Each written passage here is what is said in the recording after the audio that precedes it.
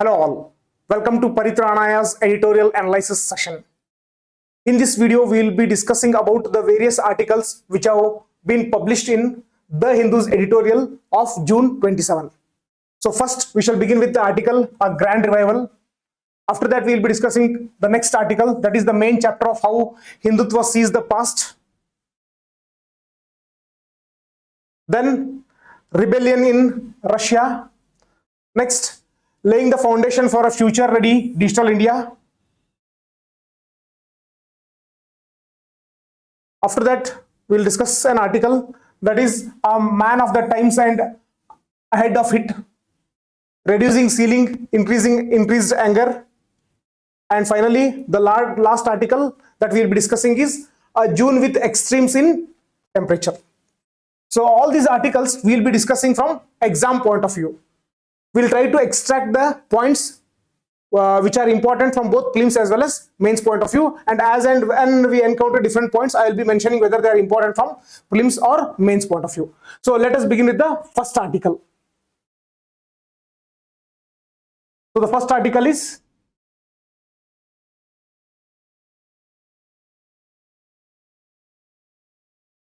A Grand Revival. A Grand Revival. So here in this article, it is about the revival of the relationship between India and Egypt. Okay, Egypt. So in this context, let us see the important points. So here, generally UPSC does not ask such kind of questions, but still we should be aware of it. So out of curiosity. So who is the president of Egypt? Present president of Egypt? So Abdel Fattah el-Sisi. He is the president of Egypt. So recently, our Honorable Prime Minister Shri Narendra Modi ji visited Egypt. So in that context, this article has appeared. So India has signed an agreement with Egypt to upgrade its relationship to strategic partnership. To upgrade its relationship to strategic partnership. So a very important point from prelims point of view. So they may pose you a question like this. So with which of the following countries recently India has upgraded its relationship to strategic partnership? Okay, and also we also need to understand what is strategic partnership. So for that we have already made a separate video. So you can refer that video in order to understand what exactly is strategic partnership. Okay, so this decision to upgrade the relationship is a very significant move for India's ties with what? West Asia and North Africa region. West Asia and North Africa region. So which are the countries of West Asia? So West Asia is also called as Middle East. So the important countries of West Asia are Saudi Arabia, Iraq, Iran, Yemen, Oman. All these countries, they are part of West Asia. So when we say North Africa, then Morocco, Algeria, Tunisia, Libya, Egypt. So all these are important parts of countries of North Africa. So we need to also identify these regions. Okay, so where are these regions located? So on a global map, I'll urge you to locate both West Asia as well as North Africa. So if you are facing problem, then you can refer our video on Middle East, which we have prepared. Next, the two countries signed friendship treaty in 1955. Again, very important. So questions might be also asked in prelims as with which of the following countries have we signed friendship treaty?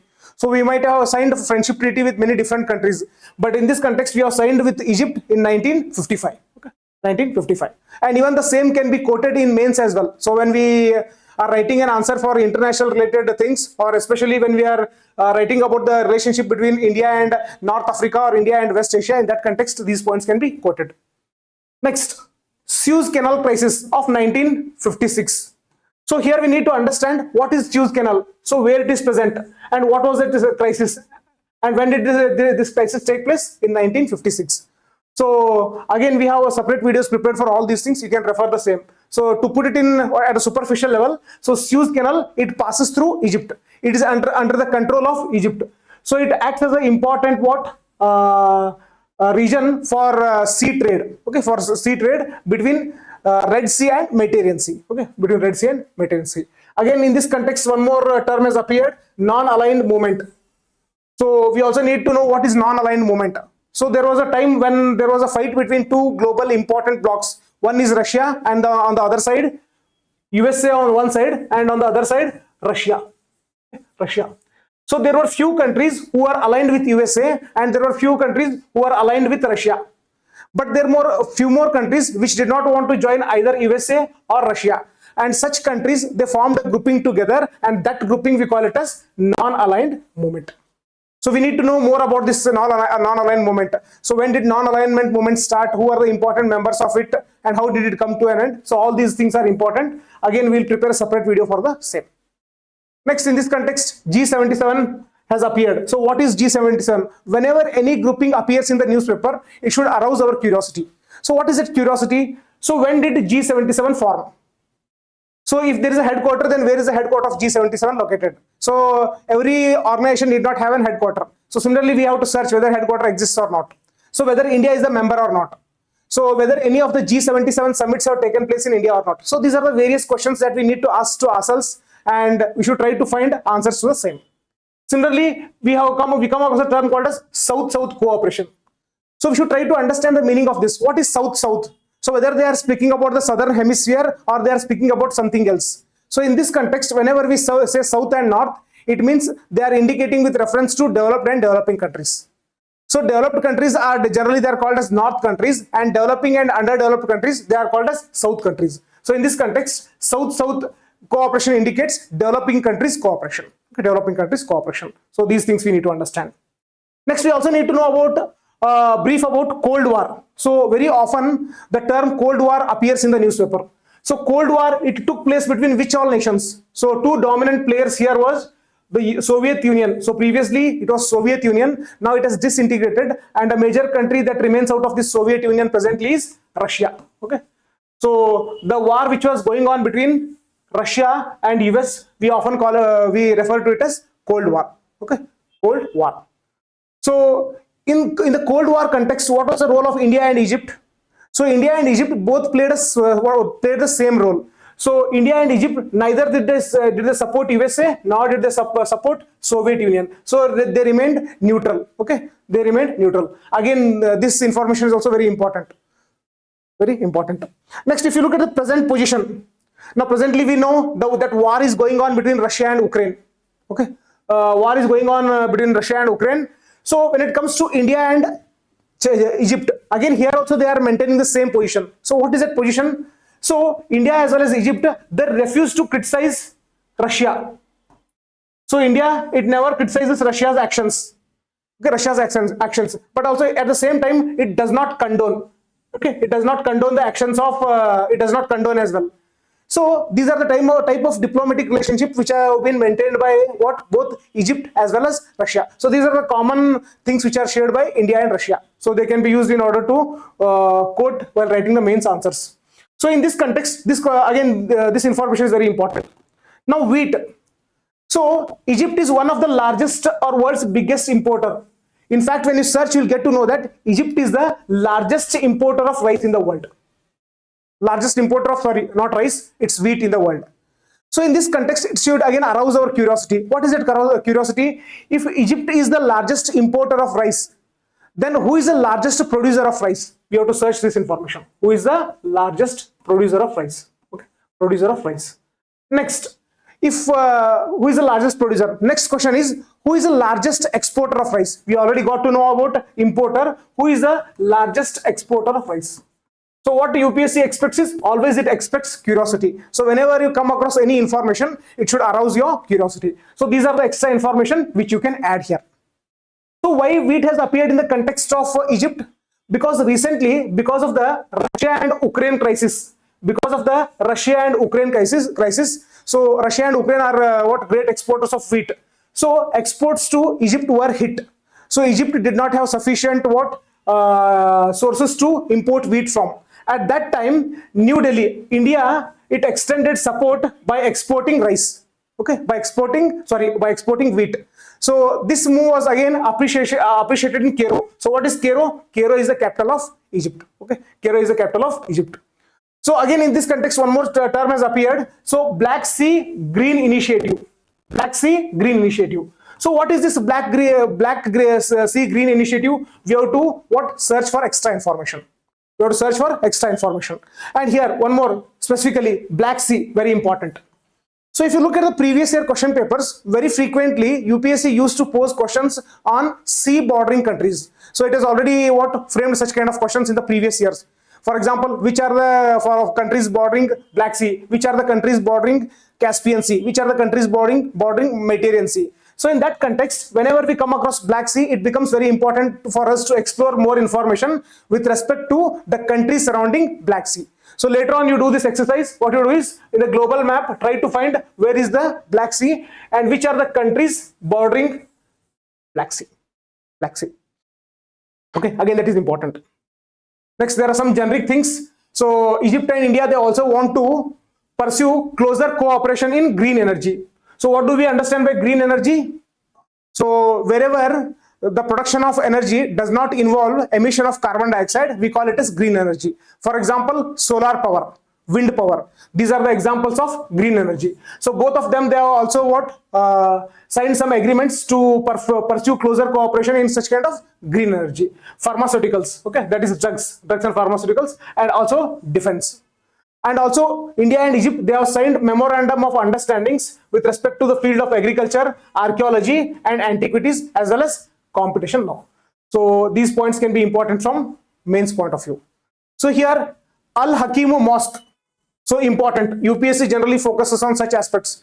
It may pose a question like this. So Al Hakim Mosque is present in Syria or Israel. If such kind of questions are posed and if you have this information, then easily you can eliminate. So from this article we get to know that Al Hakim Mosque is present in Egypt, and this mosque was visited by Modi ji as well. Okay, Modi ji as well. Next, in this context, few of this information may not be important from Prelims point of view, but it will help us to store the information in the context. So recently, President El-Sisi of Egypt was invited as guest at India's Republic Day celebration. Okay, Republic Day celebration. And when Modi ji visited Egypt, so Modi ji was conferred with the highest state honor of Egypt, that is the Order of Nile. The Order of Nile. So as in India we have what Bharat Ratna, Padma Vibhushan and all, similar kind of award, the state honor in Egypt which exists is the Order of Nile, and that honor was conferred on Shri Modi ji. Okay, Shri Modi ji. So in this context, again, what is it? Extra curiosity. If you look at the previous year question paper of 2023, then a question has appeared on Congo. So which of the following countries are part of the Congo basin? This was the question. So now if you look here, the Nile. So what is this Nile? Nile is a river. So one of the longest river in the world, and in fact the longest river in Africa. So it should arouse our curiosity. So what is it? Curiosity. So which are the various countries through which Nile flows through? And also where does Nile originate, in which country? And where does Nile terminate? Whether Nile terminates in Atlantic Ocean, or Nile terminates in Indian Ocean, or Nile terminates in Mediterranean Sea. So these are the various questions which we need to ask to ourselves and find the answers. And all this information is going to benefit us tremendously in the examination. Next, in this context, G20 has appeared. So when G20, so again an important organization. So whenever any of the organizations do appear, first questions that we need to ask to ourselves is, which are the members that are part of G20? So a question on G20 has already appeared in 2020. So again it becomes important. So it is not that once a UPSC has asked a question and next year it will not ask. No, sometimes questions do repeat as well. So we should be aware that G20 is an important organization. So we need to find out all the countries which are part of G20. So from this context, we understand that Egypt is a special invitee to the G20 summit, which is being hosted in India, okay, in the month of September. So from this context, we understand that Egypt is not a member of G20. Egypt is not a member of G20, whereas India is a member of G20. Next, apart from that, they focused on few of the multilateral issues. So India's close ties in Egypt's neighborhood. So Egypt's neighborhood. So if you try to look at the map, so where is Egypt located? Try to locate Egypt.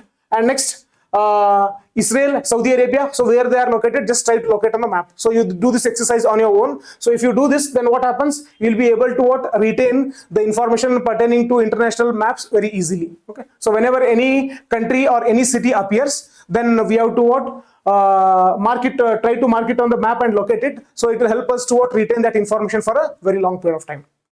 Next, They also discussed about so few of the what food and energy security constraints, so not that much important. So building more cooperation with global south. So as I mentioned, what is the meaning of global south? Global south means developing or underdeveloped countries. Okay, and African Union. Next, okay, a new development bank. This has also appeared in this context. Again, very important. So new development bank, who has established it? BRICS: Brazil, Russia, India, China, South Africa. Next, why is it important? Because recently what Egypt joined it. Okay, joined it, and very soon a summit of what BRICS is going to take place. Where? In Cape Town. So where is Cape Town located? In South Africa. In South Africa. So in this context, again, few important extra information that we have to find out. So where is the headquarter of New Development Bank located? So this is extra information we have to search. So whether New Development Bank, it lends loans only to its members or also to other countries. So these are few of the questions which we need to ask. Next, when it comes to BRICS, so Brazil, Russia, India, China, South Africa. So where is the headquarter of BRICS located, if at all it exists? So when did BRICS start? So as they have mentioned about the BRICS summit, so where did the first BRICS summit take place? So where had the recent BRICS summit take place? Are there any BRICS summits which have taken place in India? So these are the various questions which we have to ask on top of this, and we have to prepare the notes accordingly. And these notes should be handy enough so that at the time of examination we should be able to revise it in a very faster manner, so that we will be able to touch any kind of questions which do appear on such international bodies or international organizations. Next, after that, we have one second article, the main chapter of how Hindutva sees the past. So here we shall look into the things only from the prelims perspective. So if at all a question asks, a question is posed, Gyanvapi Mosque. So where it is located? It is located in Varanasi, Uttar Pradesh. Okay. And here the author has highlighted few things. That is, he has highlighted the ideas of religion and culture with nation and state. So these things for time being you can skip it. Okay, skip it, not important. So some terms do appear like plural land, such as India. So what do we understand by plural land? So in India, we just don't have people belonging to just one faith, but multiple faiths. It may be Hinduism, it may be Islam, it may be Christianity. So that indicates plural land. So here, in such a plural land, the author says that culture alone cannot mold the nationalism of a country. Means one culture, it cannot be made the national identity. This is what the author wants to highlight, but this article is not important. So in this context, Rashtriya Swayamsevaka Sangha's longest serving chief, M.S. Golwalkar, again this point is important. Next, Muslim rulers of India. So Delhi Sultans, the Deccani Sultanate and the Mughals appeared in the article. So here the writer, he wants to highlight, he's asking a question. So should we consider them as foreigners or Indians? Okay, so again it is left to the interpretation. You can just go through the article. Next, he also poses this question. So Britishers sent the proceeds of their loot in India off to enrich a foreign land. Means Britishers, after coming to India, so after exploiting India, they sent the resources back to Britain. So similarly, he is posing the question whether Mughals, after coming to India, did they loot India and did they send the proceeds of the loot back to their native country and all? So this is a question which is being posed by the author. Again, not important. Okay, not important. Now next, in this article, Fargana Valley, a term appears, very important from exam point of view. So many times, if you look at the previous year question papers, so such questions have been posed. For example, somewhere in 2015 or 16, so Golan Heights, where it is present, in Middle East or some other regions were given. So in that context, Fargana Valley, so this valley is present in Central Asia. So what is Central Asia, where it is located, and which all countries form part of the Central Asia? So I'll urge you to just do that extra exercise. Next, so Chinggis had ancestors. So the ancestors of Mughals were what? Genghis Khan and all of Mongol dynasty. So you can just connect it to history. So V.S. Naipul's view has been expressed here, not important. So here they also mentioned that Aurangzeb was a Muslim fanatic who destroyed thousands of Hindu temples, forced millions of Indians to convert to Islam, and enacted a genocide of Hindus. So the author asks the question whether it is right or whether the history has given us the wrong information. So this is the question that has been posed by the author. Again, not important from exam point of view. Next, Battle of Haldigati. Okay, important from exam point of view. So questions may be posed. So this Battle of Haldigati was fought between whom? Between Maharana Pratap and Akbar. And Akbar's Mughal Akbar's Mughal army. Okay. So here we need to understand that. So Raja Man Singh was fighting along with Akbar, with Mughals. So Hakim Khan Sur was fighting along with Rana Pratap. So here what the author wants to highlight is, so the war was not between the Hindus and Muslims, because on one side we had a Muslim as well as a Hindu, and on the other side a Hindu as well as a Muslim. So this is what the writer wants to highlight. Next, in the same article, they also mentioned that there are few liberal and tolerant rulers of India. There are few liberal and tolerant rulers in India. So here we find the mention of Ashoka, Akbar, Jai Singh and Wajid Ali Shah. So these kind of questions generally they do not focus in the examination, that who among the following were the tolerant and liberal rulers. But UPSC do always focus on two important rulers and the contributions of those rulers. One is Ashoka and the other one is Akbar. If you look at the previous year question papers, then definitely questions on Ashoka and Akbar have been asked very frequently. Next, Indian Muslims who revolted against the British. So Bahadur Shah, Zinat Mahal, Maulvi Ahmadullah and General Bakht Khan.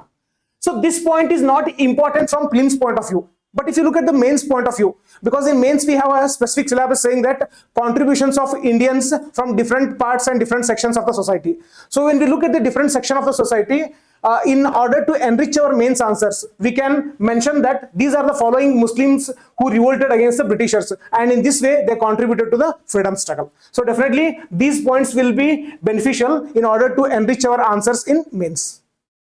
Next, here in this article we find mention about Bhakti movement. So we need to know about Bhakti movement. If at all we are not aware, then we can go and read back our history books and understand what is Bhakti movement and who are the important personalities associated with Bhakti movement.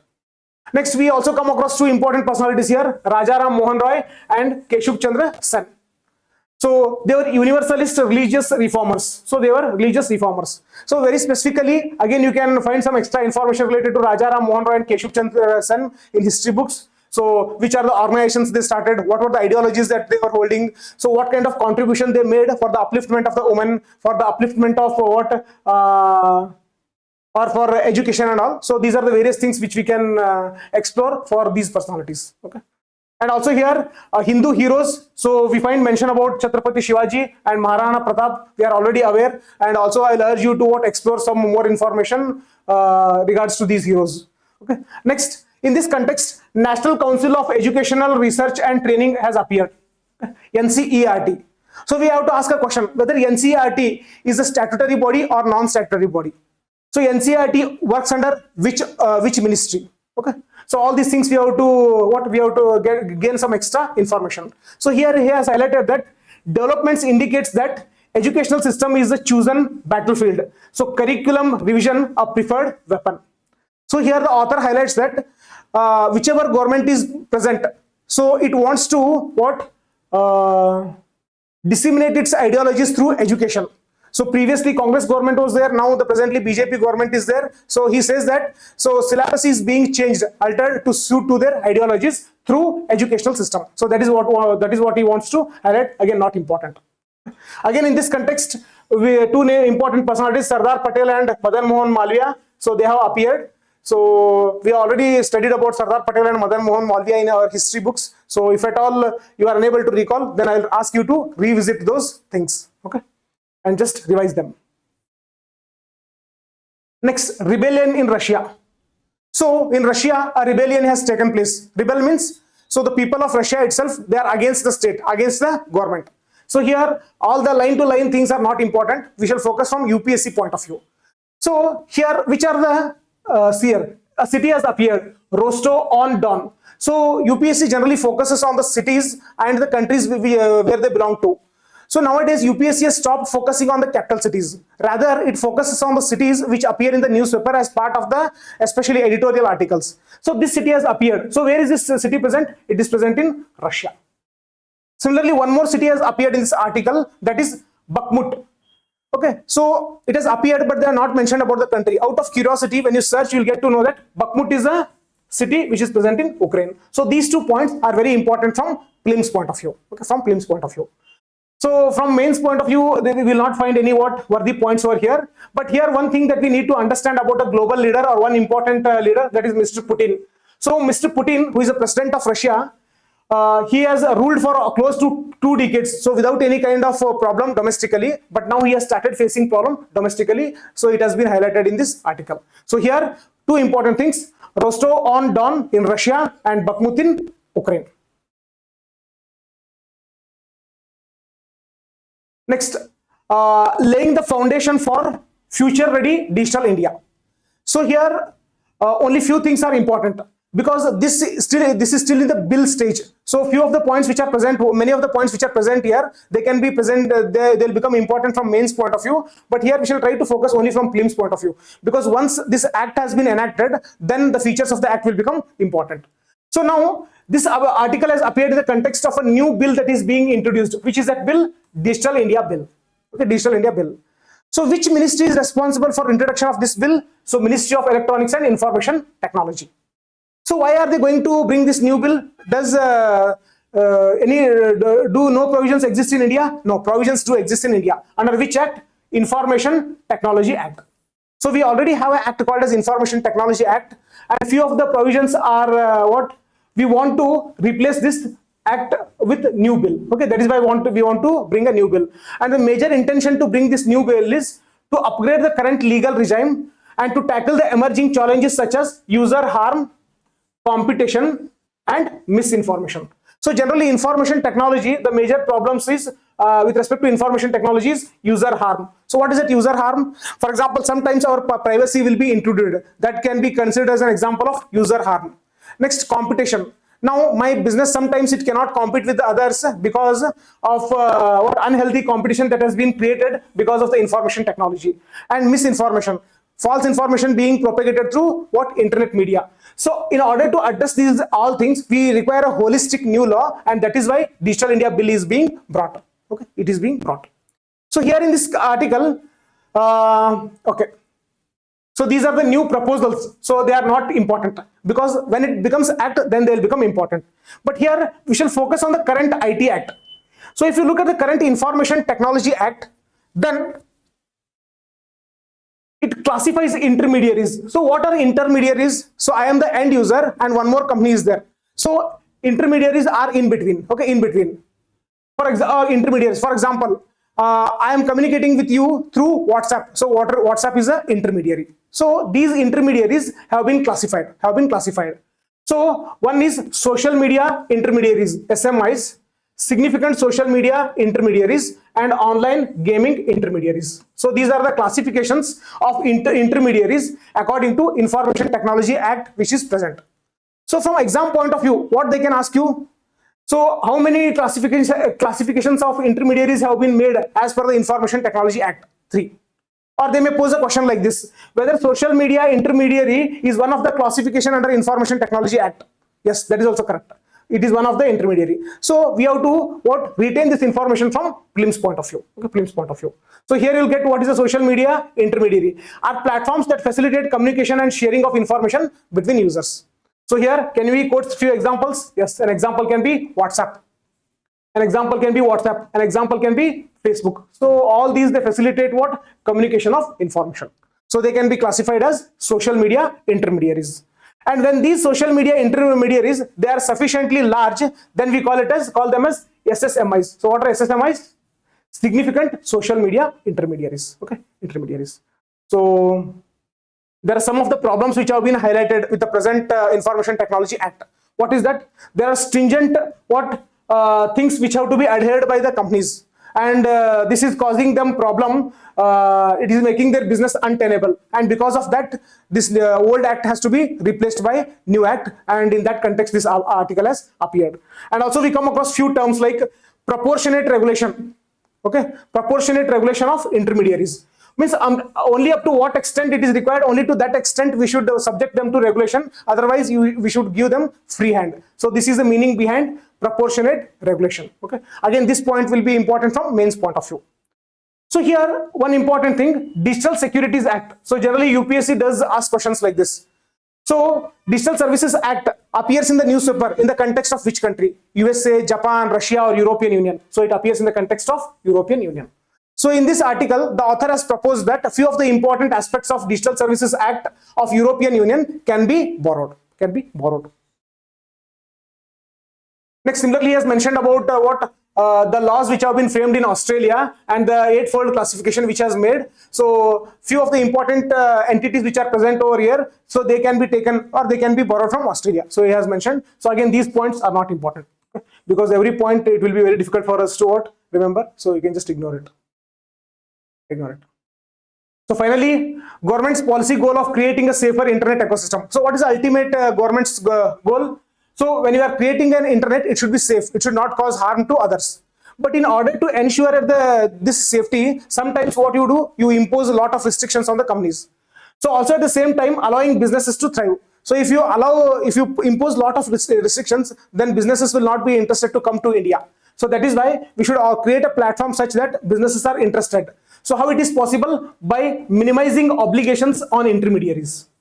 So wherever possible, so the obligations that we are imposing on them, they have to be reduced, and ensuring that regulatory asks are proportionate.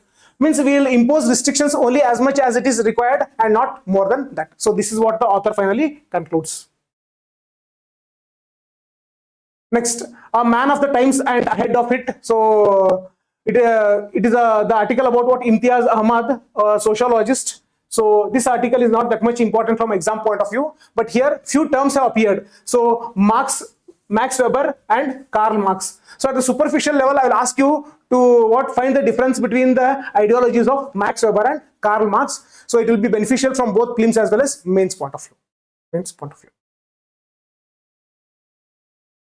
Next, reduced feeling, increased anger. A very important article. So important article from both prelims as well as mains point of view. So here the issue is between center and Kerala, and the same issue it can also extend to other areas, other states as well. So what is the issue? Now here at one side we have center.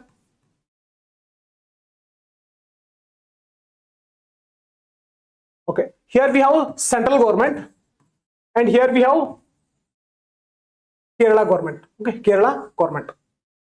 So whenever you want to raise loan, whenever you want to take loan, okay, there are certain restrictions. So now those restrictions we will discuss in the context of Kerala. So now let us assume Kerala wants to take loan. It wants to take loan. So there are two types of loan. So one is open market borrowing.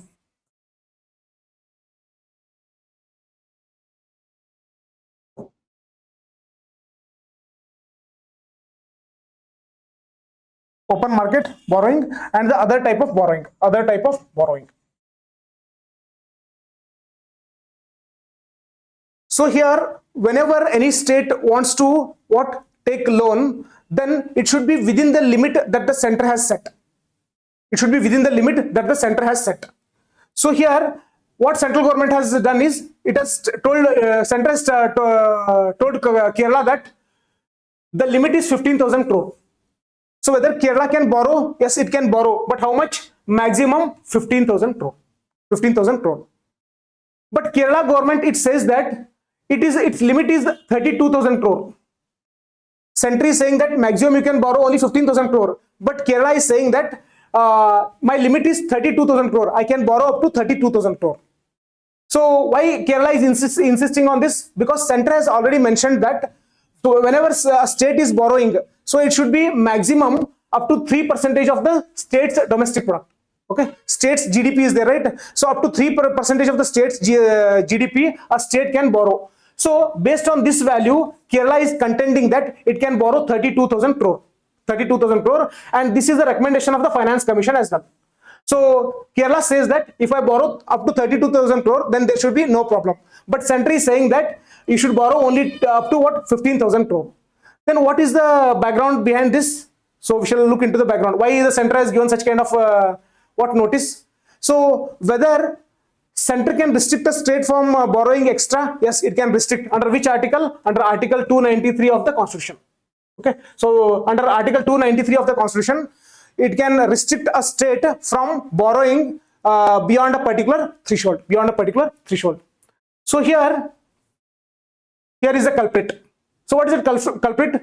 So Kerala has two companies. One is Kerala Infrastructure and Investment Board, and one more is Kerala Social Security Pension Limited. So one is KISP IFB, another one is KSSPL.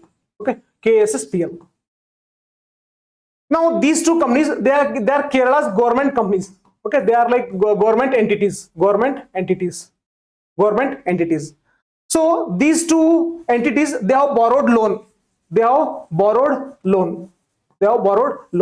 So already Comptroller and Auditor General of India, they have indicated that off-budget borrowing means apart from the state budget, so extra things which these entities they have borrowed. Okay, they have borrowed.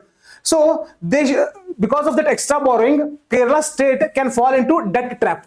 It can fall into debt trap. That is why whatever the borrowings they have done, so this should also be included as part of the budget. If this borrowing has been included, then what happens? Kerala's limit will come from 32,000 to 15,000. Because of that, Center has made a notification that you are eligible for what, 15,000 and not 32,000. Why? Because that remaining 17,000 already it has been borrowed by these entities. So this is why Center has made a direction to the Kerala that you are not supposed to go beyond this limit. Okay, beyond this limit. So in this context, we need to understand few terms. So what are those? Off-budget borrowings. So Center says that off-budget borrowings are should also be included in debt or fiscal deficit. Okay, so here we come across what fiscal deficit and all. So what is off-budget borrowing? So again, we have a separate video for this off-budget borrowing as well. So you can have a look into it at a superficial level.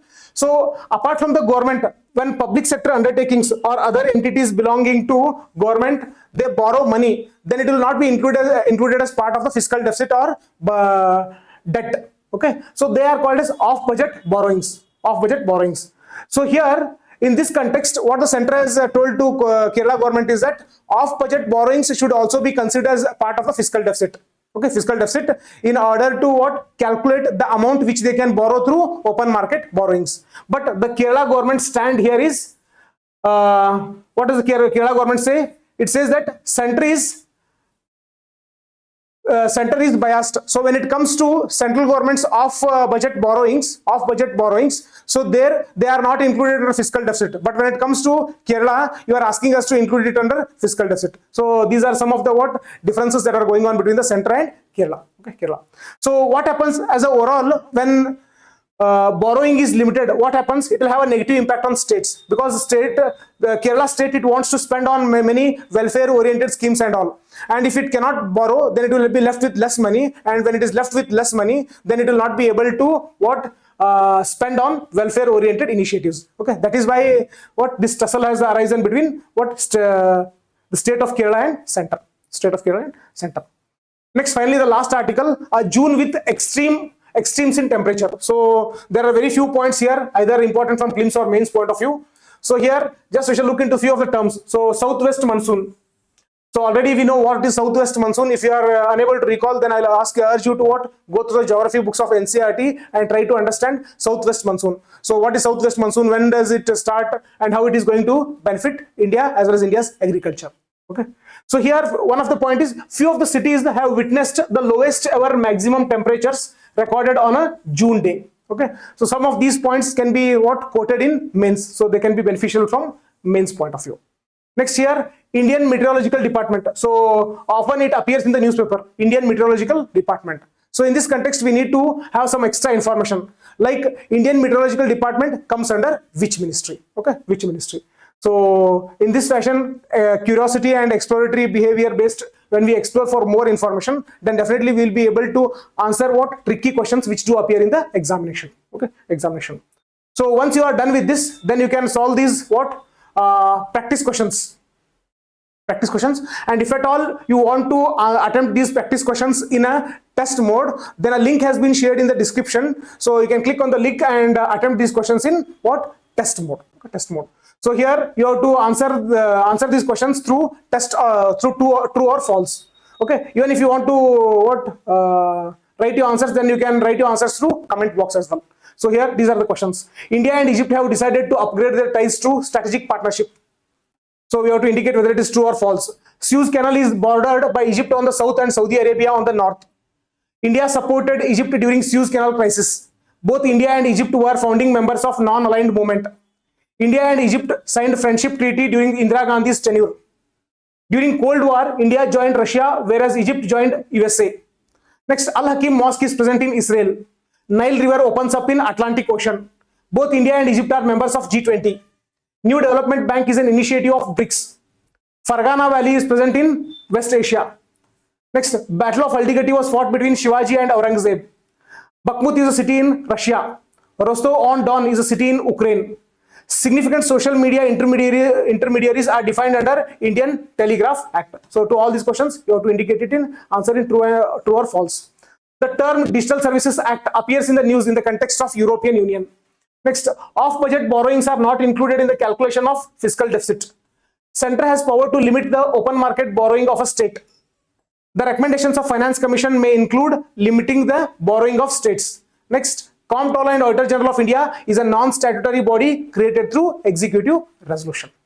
So you can answer these practice questions, and if at all you are unable to answer this, then I'll ask you to revisit and watch the video once again and try to answer these questions.